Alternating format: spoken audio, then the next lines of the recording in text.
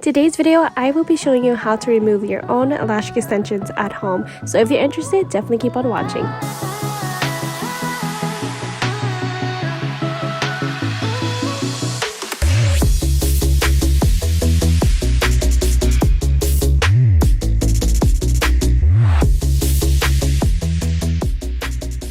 Okay, let's get started. So I like to brush out my lashes using the mascara wand, and I will be using this to help me remove the lashes.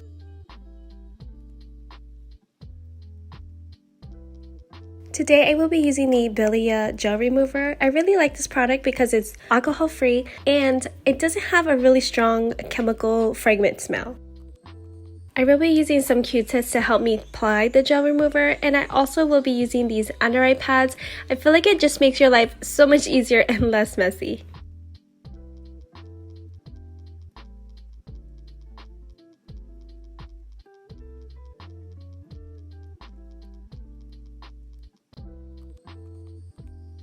Now, because the first round of the application, I want to saturate a good amount of the gel remover, so I will be removing some of the cotton on top of the Q-tip.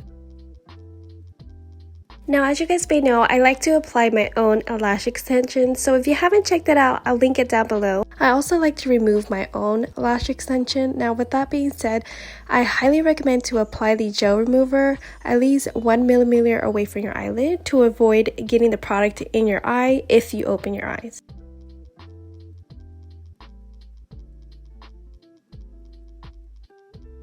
Now I will place the mascara wand on top of my lash extensions and slowly brush out or twist the mascara wand in order to remove any lash extensions.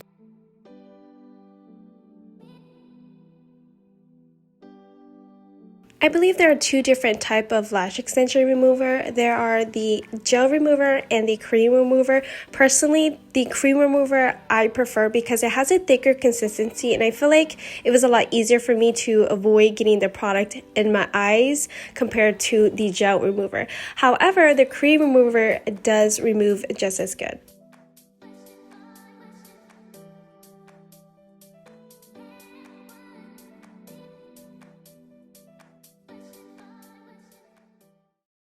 Alright guys, so I'm going to go ahead and finish up my other eyes, and boom, this is how it looks. Now I have to say it feels great not to have any lash extension on. Now for my final step, I will be applying the Lash Shampoo by Stacy Lash.